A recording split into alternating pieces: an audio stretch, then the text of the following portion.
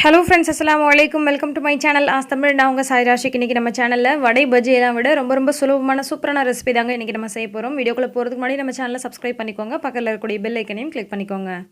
இப்போ நம்ம செய்ய ஆரம்பிச்சிடலாம். பேனை ஹீட் பண்ணிட்டு 2 டேபிள் ஸ்பூன் அளவுக்கு ஆயில் ஊத்திருக்கேன். நீல வாக்குல கட் பண்ண 2 வெங்காயம் சேர்த்திருக்கேன். பொடியா கட் பண்ண ஒரு பச்சை மிளகாய் சேர்த்திருக்கேன். 1/4 கப் அளவுக்கு கோஸை வந்து கட் பண்ணிட்டு சேர்த்திருக்கேன். 1/4 கப் அளவுக்கு கேரட்டை இந்த மாதிரி நீல வாக்குல கட் பண்ணி சேர்த்திருக்கேன். குடமிளகாய் 1/4 கப் அளவுக்கு நறுக்கி விட்டு சேர்த்திருக்கேன். இதுக்கு தேவையான அளவுக்கு உப்பு சேர்த்துடலாம்.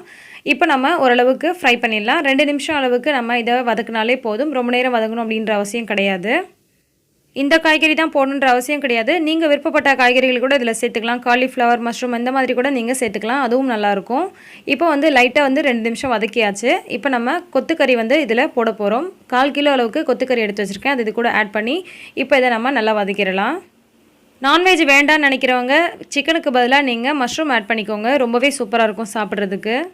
இப்போ இது எல்லாத்தையும் நல்லா வதக்கி விட்டதுக்கப்புறமா மூடி போட்டு ஒரு 5 நிமிஷம் அளவுக்கு சிக்கனை வேக விட போகிறோம். சிக்கன் வேக விடுறதுக்காக நம்ம தண்ணி ஊற்ற வேண்டிய அவசியம் கிடையாது. சிக்கன்லேயே வந்து தண்ணி விடும். அந்த தண்ணியை வந்து இது வேகிறதுக்கு போதுமான அளவாக இருக்கும்.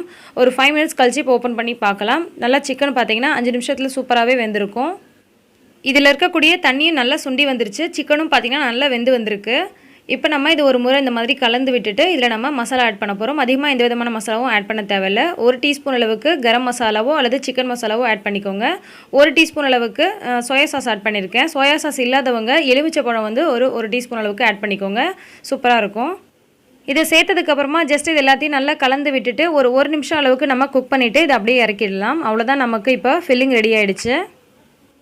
இதை இந்த மாதிரி ஒரு சின்ன கப்பில் மாற்றி வச்சுருக்கேன். அடுத்தது நம்ம சமோசா செய்யக்கூடிய ஷீட் எடுத்துக்கலாம். இந்த ஷீட் எப்படி நம்ம வீட்லேயே ஈஸியாக ரெடி பண்ணுறது அப்படின்ற வீடியோ நான் தனியாக போட்டிருக்கேன். அந்த வீடியோட லிங்க் நான் கீழே டிஸ்கிரிப்ஷன் பாக்ஸில் கொடுக்குறேன். ஐ பட்டன்லையும் வைக்கிறேன். தேவைப்படுறவங்க பார்த்துக்கோங்க. அல்லது நீங்கள் கடையில் கிடச்சதுனா கூட வாங்கிக்கலாம். இந்த மாதிரி பார்த்தீங்கன்னா நீட்டமான ஷேப்பில் இருந்துச்சுன்னா நமக்கு அந்த சமோசா செய்கிறதுக்கு பார்த்தீங்கன்னா ஷேப் நல்லா அழகாக சூப்பராக வரும். ஸோ இந்த மாதிரி வந்து கட் பண்ணி எடுத்துக்கலாம். இது வந்து நிறைய பேர் மிஸ்டேக் பண்ணுறதுன்னு பார்த்தீங்கன்னா இதை மடிக்கிற விதம் வந்து பார்த்தீங்கன்னா தப்பு பண்ணிடுவாங்க. அதனால் வந்து இந்த ஷேப் சரியாக வராது. நான் வச்சுருக்க மாதிரி நீங்கள் கரெக்டாக மடிச்சிங்கன்னா உங்களுக்கு சூப்பராக வரும். பாருங்கள், இந்த மாதிரி கோன் ஷேப்லேயே வருது பாருங்கள். சமோசா பொறுத்த வரைக்கும் அந்த ஷேப் கொண்டு வந்தால் தாங்க பார்க்கவே நல்லாயிருக்கும். இந்த சமோசாவோட ஷேப் பார்த்திங்கன்னா நிறைய பேர் கொண்டு வர மாட்டாங்க. அது வந்து இந்த மடிக்கிற அந்த ஃபஸ்ட்டு நம்ம ஸ்டார்டிங் மடிக்கிறோம் இல்லையா, அதில் தாங்க விஷயமே இருக்குது. ரொம்ப ஈஸி தான். இப்போ நம்ம 1 ஸ்பூன் அல்லது 2 ஸ்பூன் நம்மளுடைய சைஸுக்கு ஏற்ற மாதிரி நம்ம ஃபில்லிங்கை வந்து ஸ்டஃப் பண்ணிவிட்டு அப்படியே நம்ம வந்து இந்த மாதிரி மடக்கிற வேண்டிதான். பாருங்கள், நான் வந்து வாயில் சொல்கிறது கூட உங்களுக்கு அந்த அளவுக்கு புரியாது. நீங்கள் அந்த வீடியோ பார்க்கும்போதே உங்களுக்கு அந்த டீட்டெயில் வந்து புரியும். இப்போ வந்து மைதாவில் கொஞ்சமாக வந்து தண்ணி கலந்து வச்சுருக்கேன். அதை வந்து இந்த மாதிரி ஓரத்தில் அப்ளை பண்ணிவிட்டு நம்ம ஒட்டி விட்டுறலாம். ரொம்ப சூப்பராகவே ஒட்டிக்கும். நம்ம எண்ணெயில் வந்து ஃப்ரை பண்ணும்போது பிரிஞ்சு வராது. தண்ணியை தொட்டு கூட நீங்கள் தடவிட்டு இந்த மாதிரி ஒட்டி விடலாம். அதை விட வந்து சூப்பராக ஒட்டுறது பார்த்திங்கன்னா இந்த மைதாவோட பேஸ்ட்டு தான். இப்போ 2வது நான் பண்ணி காமிக்கிறேன் பாருங்கள். இந்த மாதிரி வைக்கணுங்க. ஷேப் வந்து கரெக்டாக பார்த்துக்கோங்க. இந்த மாதிரி ட்ரையாங்கிள் ஷேப் வந்து ஸ்டார்டிங்கில் வரணும். அதை வந்து மறுபடியும் இந்த மாதிரி ஒரு மடிப்பு பண்ணும்பொழுது இப்போ பார்த்திங்கன்னா நமக்கு அந்த இடையில ஒரு கேப் இருக்கும். இதுக்குள்ளே தான் நம்ம வந்து ஸ்டஃப் பண்ண போகிறோம். ரொம்ப நிறைய வச்சு ஸ்டஃப் பண்ணிட்டிங்கன்னா உங்களுக்கு அந்த மடிக்கும் பொழுது சரியாக வராது. ஸோ வந்து கொஞ்சம் கம்மியாக இருந்தாலே பரவாயில்ல. இந்த மாதிரி மடிச்சுட்டு மறுபடியும் ஒரு முறை மடிச்சுட்டு இது மேலே வந்து நம்ம இந்த மைதா பேஸ்ட் இருக்கு இல்லையா, அதை வந்து அப்ளை பண்ணிவிட்டு அப்படியே வந்து கவர் பண்ணிட போகிறோம். அவ்வளோதான், நல்லா சூப்பராக ஒட்டிக்கிச்சு பாருங்கள். இது வந்து எக்ஸஸாக ஏதாவது இருக்குது அப்படின்னு சொன்னால் இதை நீங்கள் கட் பண்ணி கூட விட்டுறலாம்.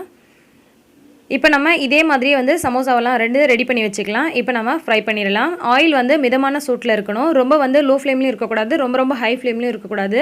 மீடியம் ஃப்ளேமில் வச்சு நம்ம இதை ஃப்ரை பண்ண போகிறோம்.